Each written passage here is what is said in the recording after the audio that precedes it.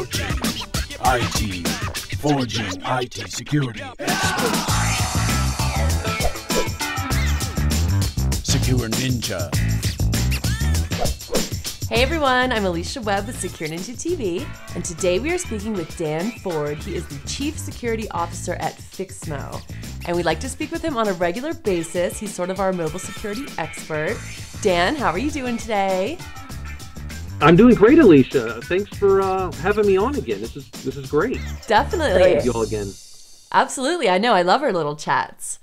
Now you are in the security field, and it's been a while since we talked. So what are some of the burning issues on your mind lately concerning mobile security? Well, sure, there's actually quite a bit. I can't say that a lot of them have changed at all. I just got back from the Amphion Forum in San Francisco last week, and the same topics are being talked about in mobile as they've been being talked about for the last 2 years. But it doesn't seem that a lot of people are taking notice. And a lot of this comes down to like with the vulnerabilities that we're seeing. Like so, today we see that there are more vulnerabilities occurring in the mobile devices even with both Apple and Android, even individually. They have more vulnerabilities per month right now than Microsoft Windows 7. And so this is the first time that the mobile world is surpassing the traditional PC world in vulnerabilities.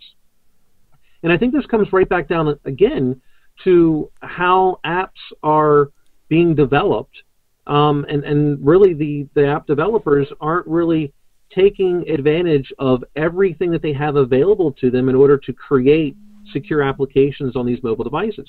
They forget that these mobile devices aren't as mature of an operating system as Windows 7 or a lot of the different Linux distributions.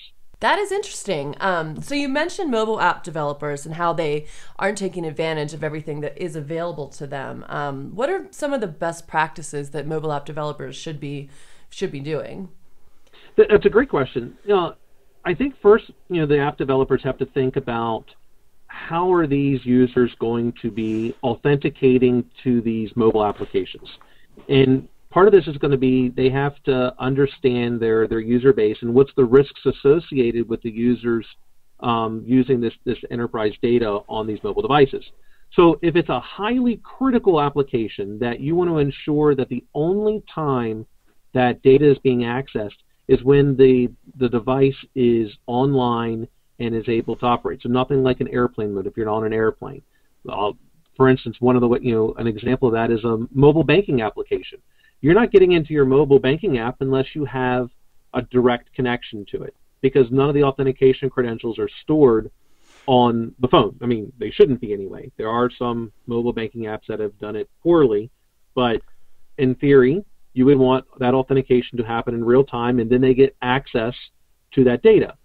Now, in other instances, maybe the authentication credentials need to be stored on the mobile device itself. Now, if this is the case, I would suggest not using, for instance, the iOS keychain to store those authentication credentials, nor Android's password manager, because they've been found to be in a weak security posture. But that doesn't mean, like for these mobile developers that are using iOS, doesn't mean you shouldn't use Apple's Data Protect.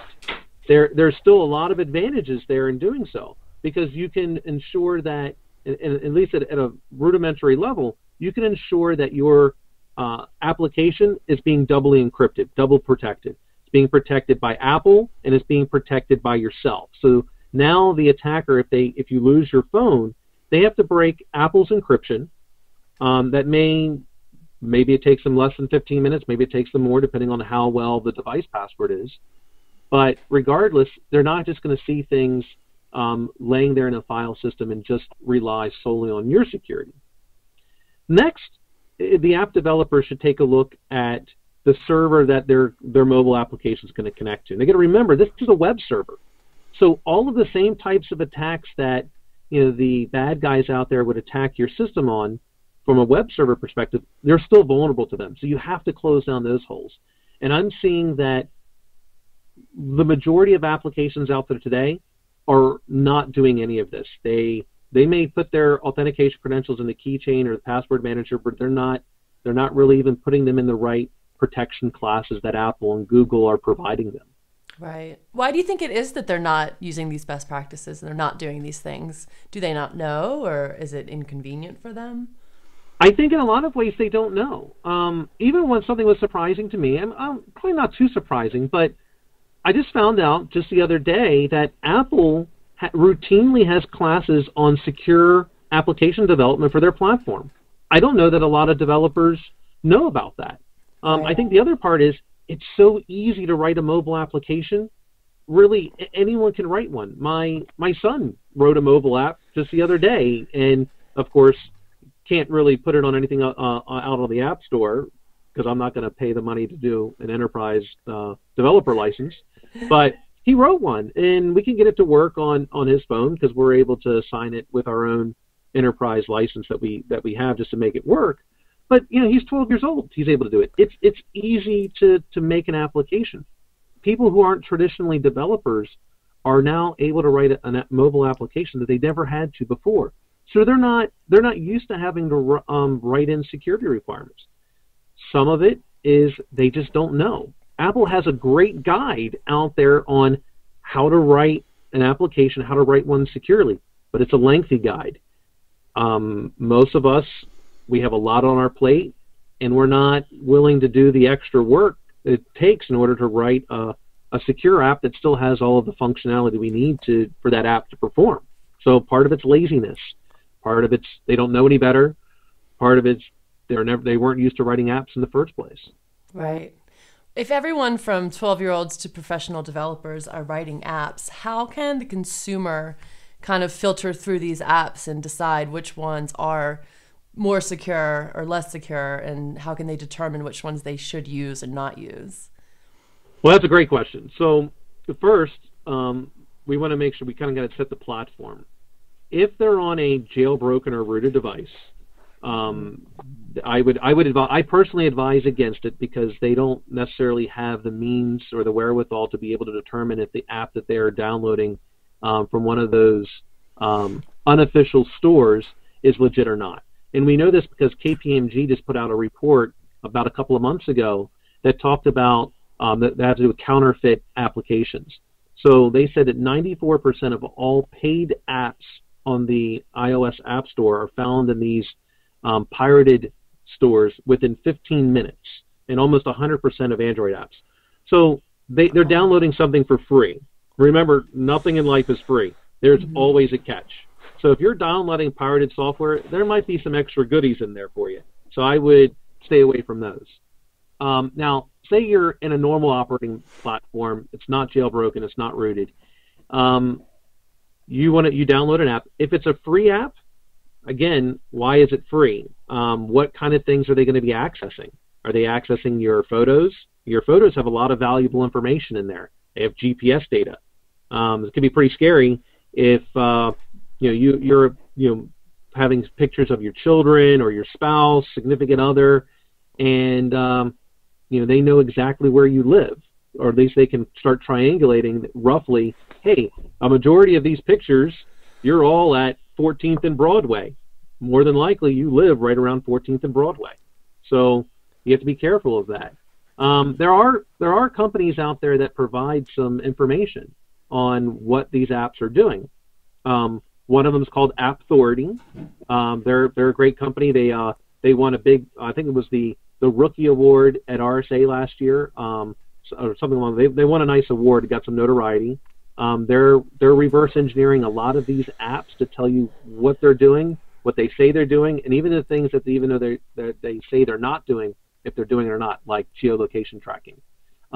Lookout does some things as well. So those are two companies that you could look to that could help that regular consumer on what these apps are doing and whether or not you're putting yourself at risk or not. Right. Yeah, that is scary. I've definitely had many free apps on my phone that I will allow to access my photos. And oh yeah, I saw your eyes kind of go up and you were like, yes, data, my photos. Well, I don't know. Like a lot of that information I put out there anyway on the internet, just because I'm kind of a public figure, being the host of Secure Ninja TV and all. But I don't know. I mean, besides like the GPS data, so they could figure out where you live. Yeah, okay, then they could come murder you, I guess. That's scary. That, or, I mean, could be anything that could be bad. I mean, if it's, you don't know what kind of person that might have access to this data. Right. It's definitely something to think about. Right. I mean, we have started to become a much more of an open society. We put a lot of things on Facebook and on Twitter, but sometimes we should maybe, at least take some practice in that I'm going to turn off GPS data for my photos. So this way it's not being put on every single picture that I take. So when I upload it, they don't know. So we just have to take a little bit of extra precautions about what we're putting out there.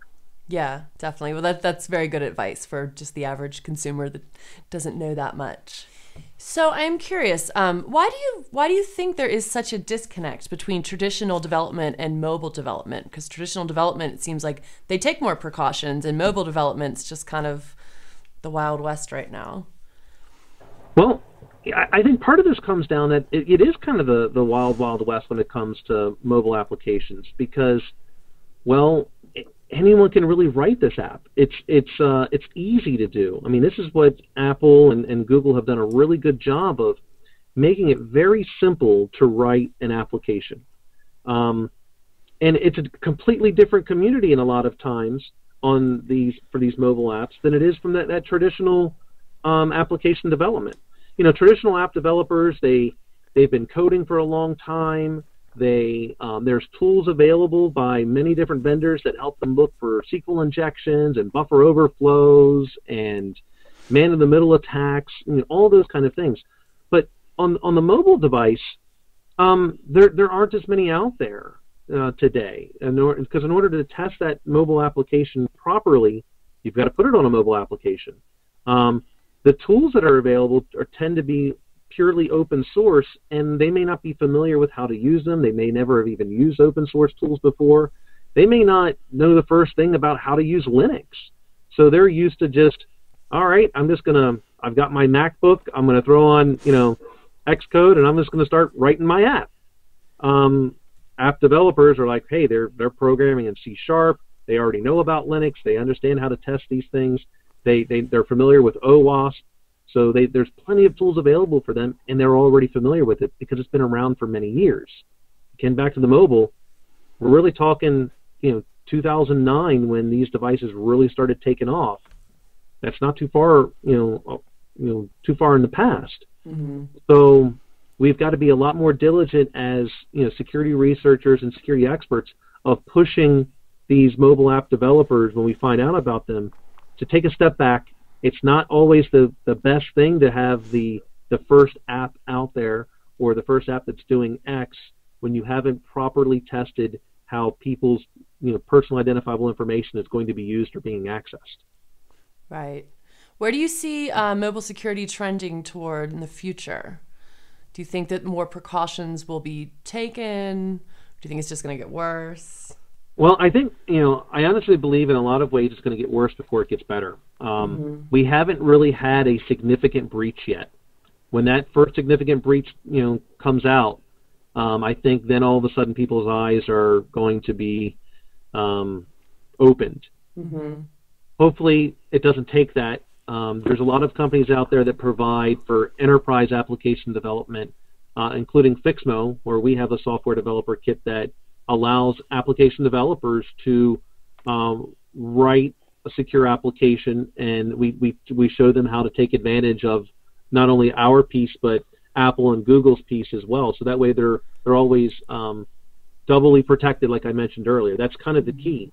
We've got to protect our data that's riding on these devices as much as possible because we know people are losing them. I mean, I think I read a report that something along the lines of 10% of the world's phones are lost each year. That's pretty significant. I can't imagine there's that many phones laying around, but I do know, like in New York City, the Yellow Cab company, there were like 10,000 phones left last year in just New York City's Yellow Cab company. So that's a lot. Well, Dan, this has all been valuable information. We look forward to speaking with you regularly and finding out some more about mobile security as things develop. How can people keep up to date on things that you're doing? That's great.